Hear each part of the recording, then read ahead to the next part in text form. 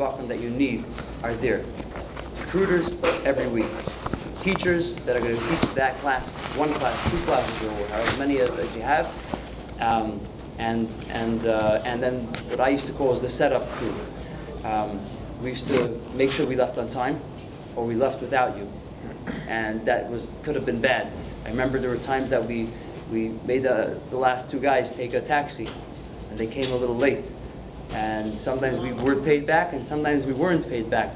But we needed to do that. It was like a very successful Hebrew school in a Chabad house that was fully packed from beginning to end with a program that the parents really looked up to. We were so afraid that the parents weren't going to send to yeshiva because of that. It came a point that we were afraid that if they felt that they had Jewish studies. At one point, with the older classes, Shazak was a little bit against it, but in order to pull in other kids, parents were saying, you don't teach Hebrew there, you're just Jewish stuff. So in order to catch them, we started with a certain class for 5 minutes a week, learning Aleph base. Shazak was furious when I told him, and I didn't listen, but 5 minutes I used to give, that was the recruiting. That was what brought them in. 5 minutes, they were taught Aleph base. Guess what? They learned after a couple of weeks. They learned the Aleph base, they gave them homework, and they learned how to read. The older ones all learned how to read, which is 5 minutes over a number of weeks. It shows you what you can accomplish. Part of the structure to keep them happy and keep them well is that when you come to the school, it's a must. I think it's a must if you have 3 children or if you have 100. You have to have them under you completely. At least under one person. They have to know that by this person, this is the way we do it, and that's the way he acts, and that's the way we're going to follow. So we used to come to the school, and sometimes they were kept, depending on the lady that brought them down, which assistant principal. And sometimes they were wild, and sometimes they were calm. But when we walked in, we didn't sit and smile with them the first second. You may think it's a little awkward, but we didn't sit and smile. We stood there, just went like this. And we waved them to the wall, get against the wall, all the way down the basement, long hallway. I'm talking about 75 feet long eventually. We had children lined up, packed together, and the school was so nispal that when we came in, the children just came quiet. Because we did it when we had 5 kids, and we did it when we had 25 kids, we did it when we had more. That's only for middle school. This worked. You're right. This worked for middle school, like you said, is a different style. I did that only a few weeks. Before I went to these schools, I went around. I wanted to see which schools I should park myself for the year. And I went to Brighton. I went to a few different places, and I took a place that I saw was a lot of Jews. One of the schools, 175 then, maybe now also, 60% Jews, and I believed it all the way. School has like 700 children, 60% Jews. Figure. That's a lot. It's more than 350 Jewish children. And we only had 130 on it after 6 years, but it's a lot. Some of them you can't take, they're too small.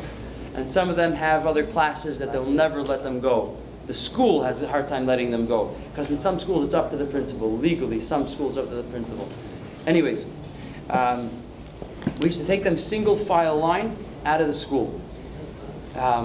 We marked them. And this also, 5 kids the same. Mark them right by the door, exiting. Mark them down. That way, a new child comes. You have who it is, he or she. You know their name already, and it's clear to you. Come back to the office. Here's the new child. This is the name. It's a boy. It's a girl. It's this. It's that. Okay, you don't know everything, but you know what you took, and it's also for safety. You know who you came with. You don't leave a child. Thank God, not 1 week did we leave a child back in the shul or anything. And we were talking about a lot of kids after when we had all 3 schools together at one point. I remember it was like 100 and something kids in the Georgian shul on Yellowstone. We were bursting out of a huge shul. We went to look at it down the block. I went with Yitzchak Bogmilsky to go look for another shul. But start is from the school, take them single file line as best as you can, that they should know this is how we go. You'll have 1 or 2 wild Indians. Make sure a bacher stands with that child. Those kids, we made sure we came with a group to the school. We had to go through a long yard get them to the bus. And we had a bus, or the vans also. And it was the worst thing you could do is to let them go through a yard that they're used to playing in, go onto the bus. You'll have fights on the bus. So we made sure they walked against the wall. It took time. So that's why we felt that the minutes on the bus we used partially for davening and for singing certain songs, because we took off, spent 6 more minutes on the way there and like 3 minutes on the way back. I remember the timeline. It was a mamash at 6 minutes out of the bus. Then we had 2 buses, 6 minutes out. So marking and having them lined up right when you start.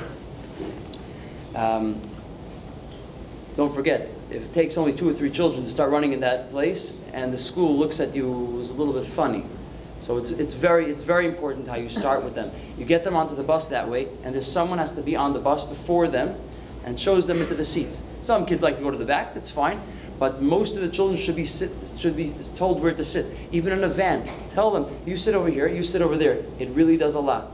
And I'm a teacher now, it works very well. It's just part of getting them into your structure in a very easy way. They shouldn't just go and sit wherever they want to sit? I'm not in favor of that.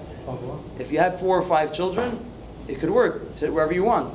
But if you have a lot of children, if you have a full van, the best thing is, you know, after a few weeks, there's 2 or 3 kids that like to knock the next guy. They like to steal his bag and put it under the thing. They like to scream in the other guy's ear. So you make sure that that kid is on the front seat next to where the bacher is sitting, let's say. We used to have a bacher in the front, a bacher in the back.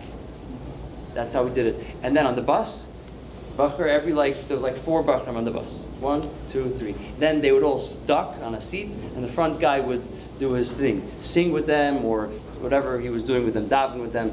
We took raffle tickets on the bus. On the van, we were already taking raffle tickets because we wanted them to be under us already on the bus. So most of the kids go for raffle tickets. So it worked very, very well. The teachers took them straight to their tables. Straight to the table. We used to have a setup, 1 guy or 2 guys. When we went to the school, we first dropped off. We came 5 minutes earlier to drop off someone at the shul. Make sure it's open. We had times it was not open. No, it was a Gehenna. To have for 30 kids on the street or more, it's really, really no good. The crazy, one of the really nuts kids was with Mendel all the time from Crown Heights. He took care of these 2 really hard children, really wild. And he used to jump rope with Torah Tzivul and Shema Yisrael. Then he used to roll in the snow with another thing. And I watched it every week. And he got them to learn a tremendous amount. The parents used to come to the shul to pick him up because they were so excited. This child, we once were locked out of the Spinka shul, small shul where we first started. Where is it? Spinka, 62nd. What did you do with this time? Where? Which area? PS 175. Where is that? Forest Hills. It's the border of Forest Hills and Rego Park. So you have the best of both worlds. Yeah, Queens. And we were locked out, and so it was Sukkot, the beginning of the year. We went to the back of the shul. There was a sukkah there. And he goes to play in the sukkah. Anyways, and to take him away from us, we were going to start saying Shema in the street. And it was cold already. It was very, very, very windy. He found a window. He had the kid climb into a window. And all of a sudden I see the door opening. The kid's so excited. I opened the door. So you're that type of kid. You come up with these interesting things to make it happen. One time we had to bring him to a pizza shop. It was closed, completely closed. Brought him to a pizza shop. So the teachers took them when we came in right to their tables, which had a little bit of a setup already, the right amount of chairs or 1 or 2 chairs extra, and it was with a mechitza or whatever blocked off.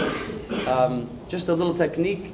It's a real detail, but it works when you teach also in camp. That have the children always face the wall or the corner or the mechitza, not that you're standing, so this is good, you're facing this way, so you're a little bit more towards, their attention is a little more here. You have it the other way around, but you can see other things. Half of them are already looking. It's a known thing with children, especially in nowadays. Their attention span doesn't go more than 7 minutes or 4 minutes, depends which psychologist you ask. Okay, that's the general gist. I didn't go through the actual program, because that's again, it's a minute-by-minute thing that you have to set up. Do it however you want. How Shazak says, how he says, how the booklet says. Fill it up, but fill it up minute by minute.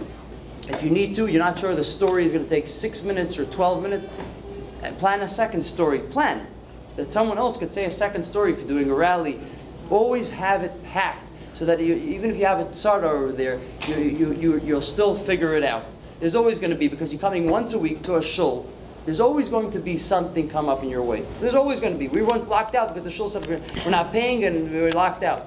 That was the Georgian shul. That's made a lot of kids. Whatever, we did it in the yard until we worked it out, you know. But you have to make sure 100% that every minute is taken. Stories-wise, there's huh? Sure, we'll talk over the food. Right, do you have time? I have time. Okay. That's what we're I gonna can do. just I'll tell you over a few of the stories that I remember outside over some stuff.